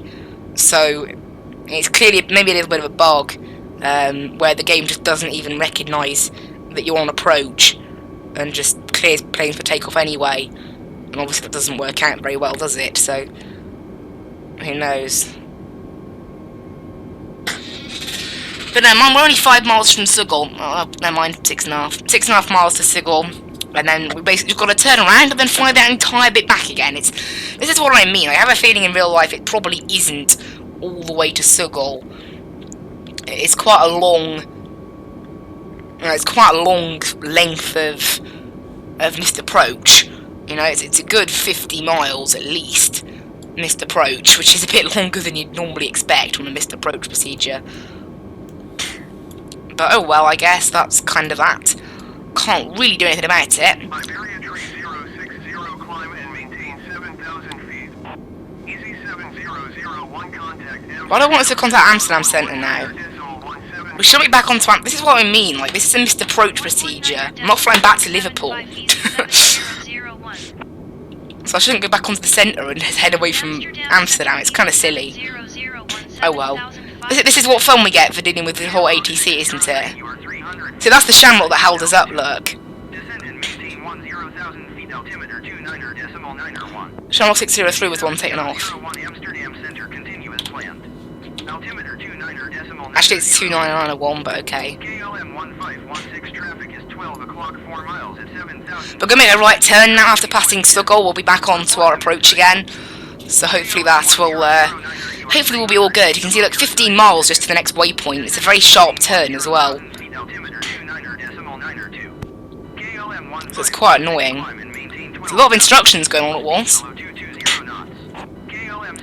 How many instructions? 5 o'clock. That's behind us. There it is.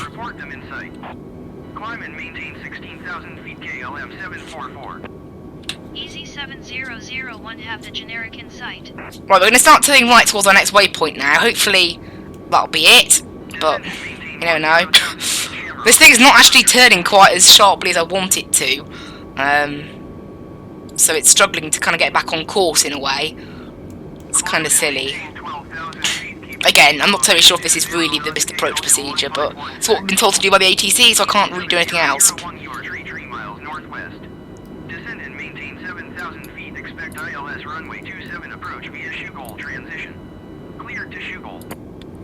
We've already passed Sigel. It's kind of silly, really. Oh, whatever. Okay, they've suddenly then changed their mind about where they want us descending to. That's mad.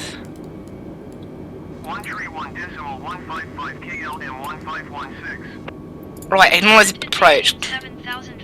We've already passed Sigel though, so that's kind of... I'm hoping that won't freak out the AI though, if you know. But you can see, look, we're still now 40 miles out from the airport, so we've basically just got to shoot this approach again. And hopefully they will actually do it properly this time. They go back on Schiphol approach, and that's really silly, isn't it? We're actually going to let us contact ATC.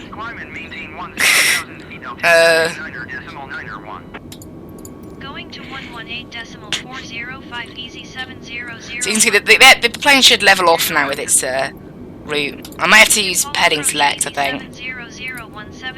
Yeah, I'm going to have to use heading select here. It's been kind of silly. 7001 Skipwell approach continue to D292 as planned. Altimeter 29.901. There you go, perfect. So now we've been given our approach clearance again, and we're now just sort of heading into Amsterdam again. Sorry for the long recording now. Maybe I should have paused it up at cruise altitude to make a bit of a shorter recording for you guys to watch. It's probably a little bit long now. It's like a live stream. I mean, it wasn't really intended. Obviously, we have been given a missed approach procedure to follow, so it's kind of has thrown a little bit extra into there. Got to remember I'm on heading select as well, because obviously if I turn that off, this plane's just going to start turning right for some reason, even though in the real plane we'd just try to go direct to the waypoint if it could. Well, that's what the real life one does, so it's kind of quite silly in a way, but oh well. Never mind.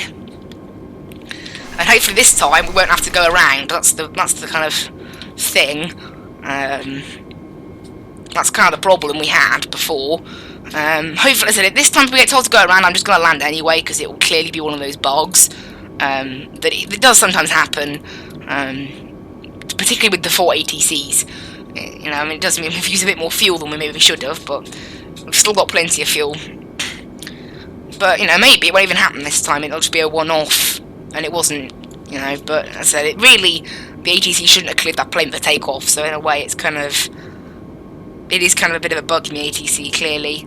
I said, it's the 4 ATC, you can never expect too much. I'll have to have a go at Pro ATC, see how that works in the new sim, but I'll have to wait for them to fix Sim Connect first, I think, before I go looking into any of that. Right, if I go into heading select mode now, is this gonna...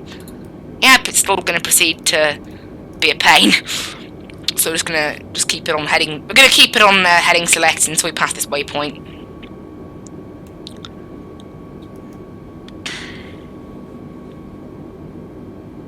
Approach KLM 744 is climbing through 8,600 feet. But yeah, I mean, this is what you get when you fly into a big airport like Amsterdam anyway, really. But never mind, it's kind of part of the fun, this, isn't it? But never mind.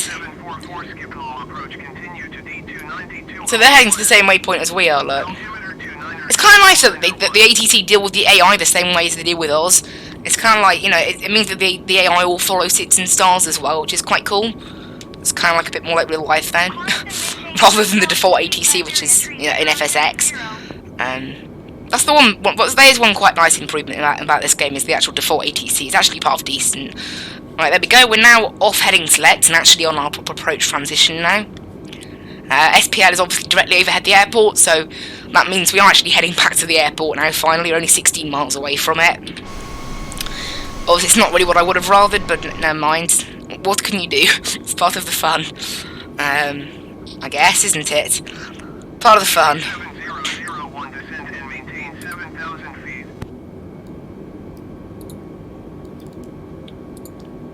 Descend and maintain 7,000 So there you go. We want to be cleared down another 500 feet for some reason. It's literally like a teeny little descent, but guess why not?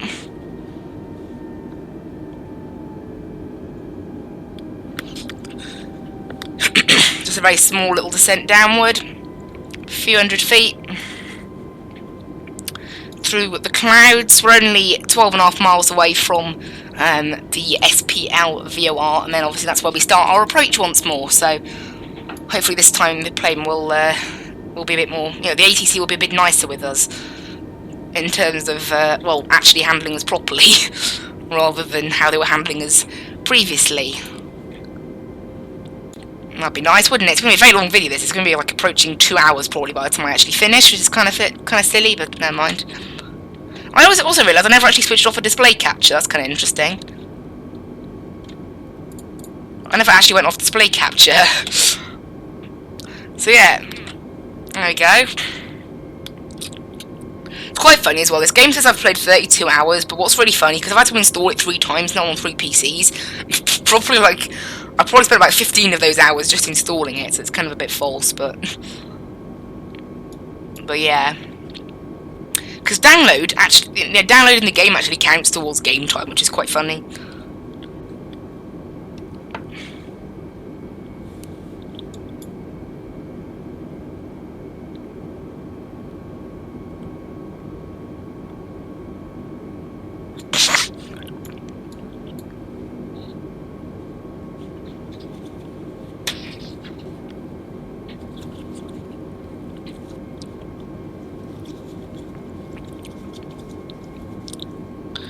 There you go, we're only 6 miles away from SPL now, which is finally the start of then our second approach. We'll turn on the landing system. You can see there it's got it all tuned in, which is great. After SPL, we'll have to go on for another 10 miles before we actually reach. There you go. There's the lag we had last time as it loads in Schiphol Airport.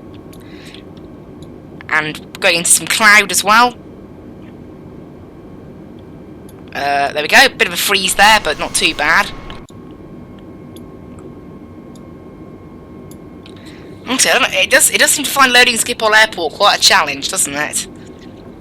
It's not too bad though, actually. It could be worse on the tough terrain. But after we pass SPL, they'll let us descend a bit more as well, which is quite nice.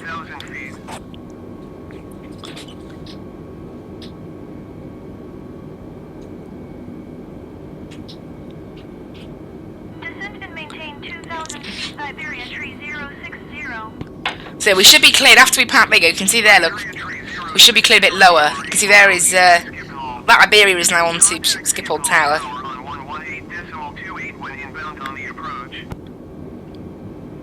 So we should get cleared to descend lower now, because we've passed SPL, at least according to the plane. We're only 12 miles away from our turn onto the ILS then, so not that far to go now. It has been a very lengthy missed approach though, a good 15 minutes it's added on at least.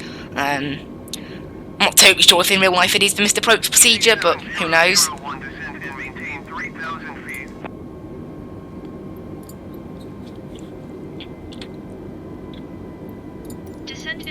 You can see we're passing over the airport again now, second time.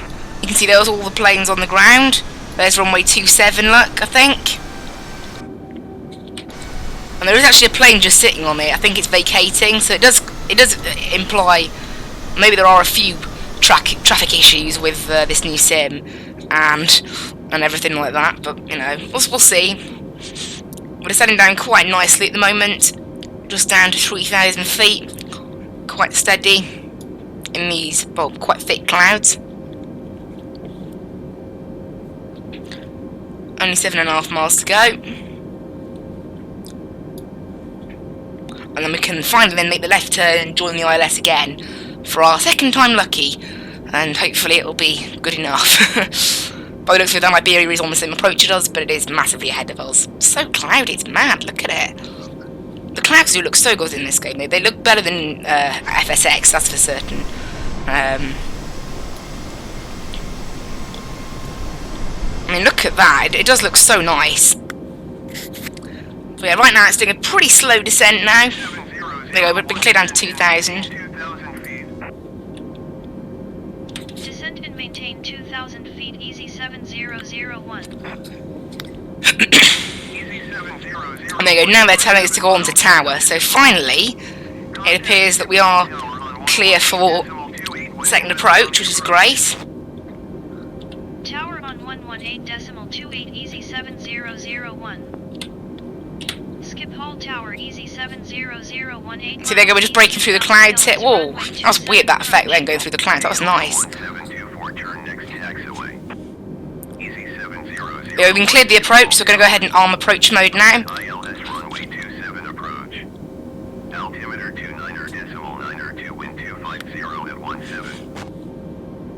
Cleared ILS runway 27 approach, easy 7001. Right, hopefully this time I'm not going to bother going. See, there must be a bug.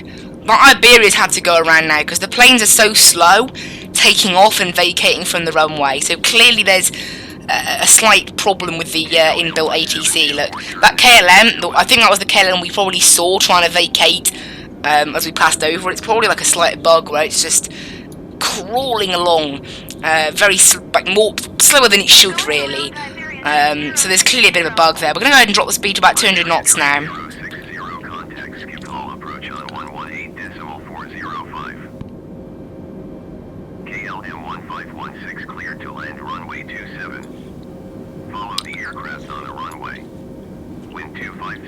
So you can see that somehow that aircraft is still on the runway. Like it shouldn't have been there. Like, it shouldn't have been there for that long. So clearly something's going a bit wrong with it. No matter really. It's just a little bit annoying really. There we go. Second time lucky. Hopefully it's so nice down there, doesn't it? And at least we could admire the scenery, I mean, come on. Go on to showcase. And then, look at that. Just look at that. I mean, like, that is so nice. KLM1724, turn next taxiway. Look. It just looks so amazing. Like, I can't believe that. Just looks so amazing. It's probably better than the first one we took.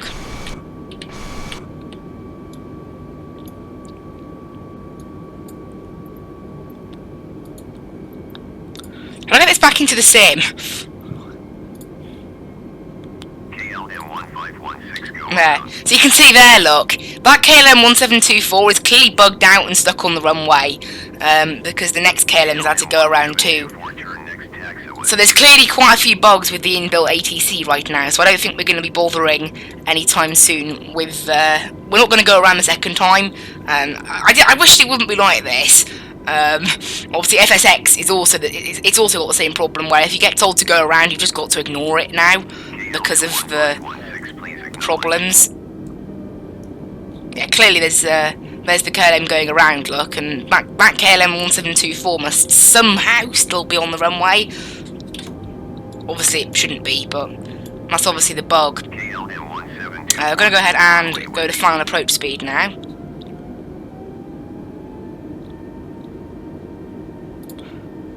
Or not.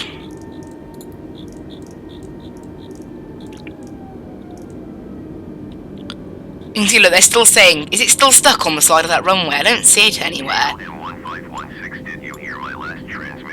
Why is KLM 1516 not responding to literally anything now? That's kind of weird. That is really strange. I don't know, there's clearly something going a little bit strange going on here. Alright, gear down. See, look, the KLM 1724 is still trying to turn next taxiway, so there's clearly something going a bit weird there. Now, I believe... Oh, come on, don't clear the Delta for departure. Really? You would have thought they'd learned their lesson from last time, no? I've just been cleared to land as well. Well, we're not... No, I guess we'll just have to... I think you could just go through the Delta, really. I think... Because clearly there's a bit of a bug going on with this. Because obviously... I think we'll get told to go around. I'm going to ignore it because, you know, it shouldn't be the case that we get cleared to land and then the ATC is like, you can take off now. Like that's not how that works. So there's clearly something a bit dodgy going on. But never mind. I guess that's how the ATC is with the default sim, a default ATC. Obviously, once we get some planes that are half decent for that sim, we'll use them instead anyway.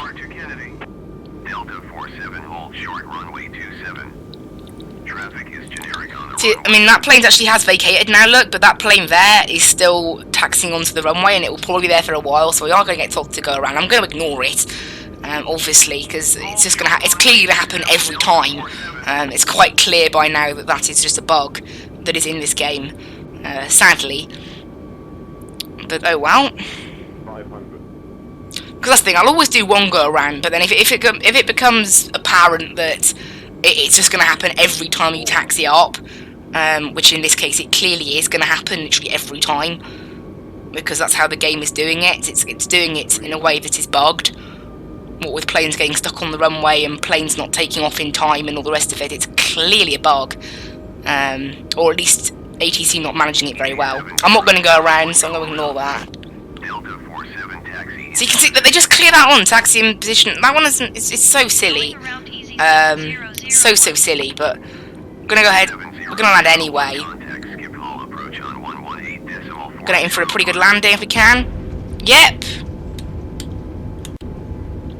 And you can see there, look, you can't actually run into those ones anyway.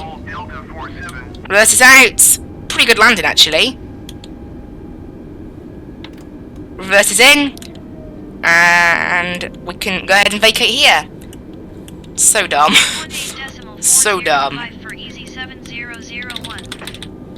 That is clearly just how this game is. Right, tune, skip or ground, quest taxi to the gate. Yeah, clearly something's not right, is it? with this ATC. But you can see in the end, look, the game is still fine. I think the Delta gates are over here, so...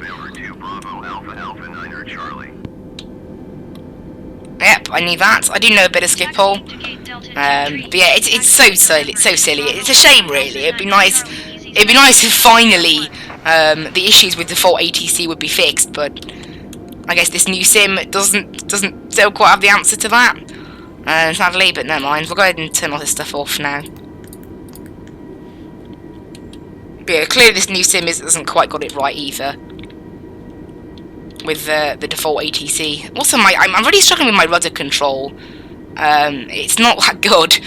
Like, it needs to be in a very precise place, otherwise it doesn't appear to work. So maybe I need to... maybe I should change what I use as my rudder, although I'm not totally sure what to use as my rudder. Because I need to be so exact with where I put it. Anyway, there we go. Hello and welcome everyone then to Schiphol. Been a bit of an interesting little flight, this one, hasn't it? Very interesting flight. And we're not going to need an APU because we can just get ground power straight away. It's a bug, but while it's there, why not? But Schiphol itself looks very nice. Obviously, this being one of the handcrafted airports, I believe, is it in the standard, or do you have to pay extra for it? I think it might be in the standard edition, but don't be exact. I'll have a check now on the game store page.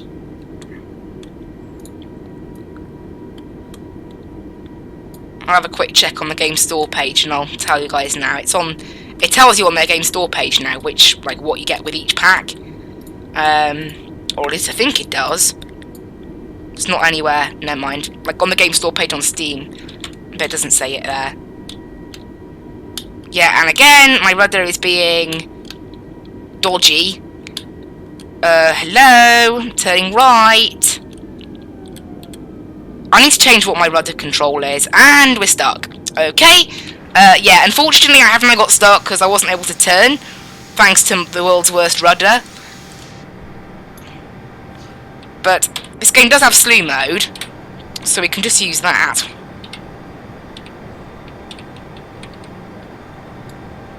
To get ourselves unstuck.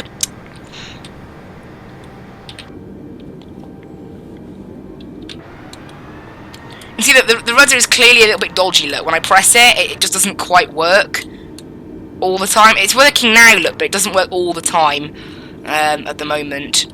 My rudder is... I need to change what control I use, you know. Can I use the arrow keys for the rudder? Maybe I'll try the arrow keys. I'll see if anything's mapped to them. Because there's clearly something that's a little bit odd. But I think something might be mapped to the arrow keys, unfortunately. Just the arrow keys. Oh yeah, they're the camera, aren't they?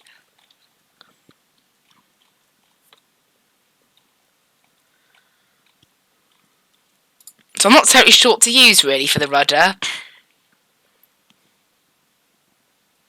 At the moment, yeah, I'm using that, look, and it's not really... What I can try doing is making it so it does that button too. Okay, it doesn't seem to be too happy about being mapped to two things, sadly, so I won't be able to do that. Okay, well I guess we'll have to leave that then. I'll have to try and figure out something. Unfortunately, my yoke doesn't have enough buttons for that. Obviously, that's kind of the thing with getting a budget yoke, maybe. Not a yoke, sorry, joystick. But it's still not that bad, really. But seriously, I mean, there must be a free thing, right?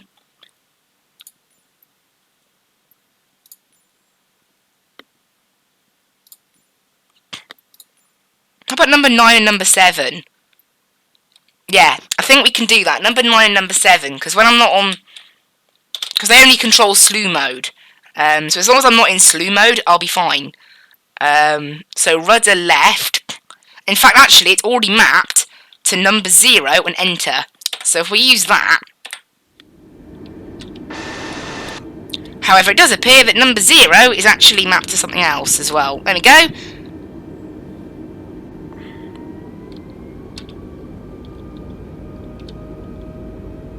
So we'll just have to use that as the rudder now.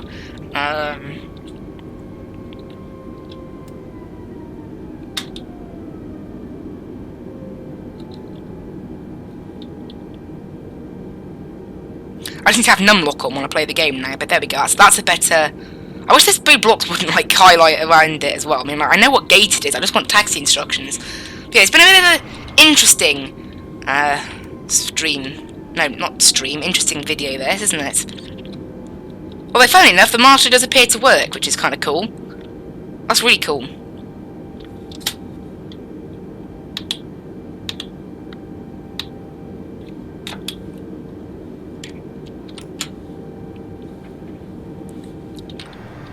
There we go, and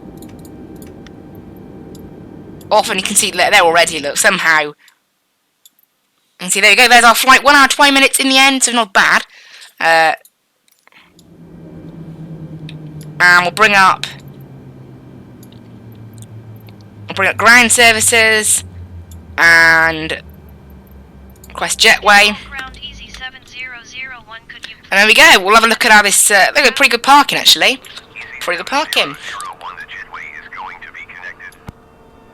Oh, we will get a little warning as everything connects, but... skip Hall Ground Easy 7001, could you please send the baggage? Easy 7001 baggage is on the way. See, there's the jetway connecting, and then catering service, and that'll be it. Easy 7001, could you please send the catering truck?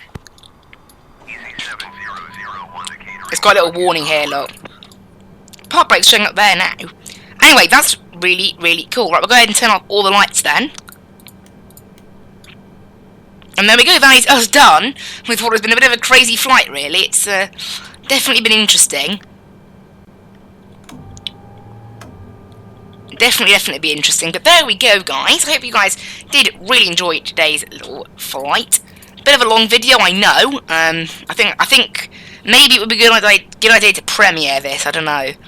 It's a little bit of a long video, isn't it? But I hope you guys really enjoyed it, and I'll see you in the next one. And bye bye.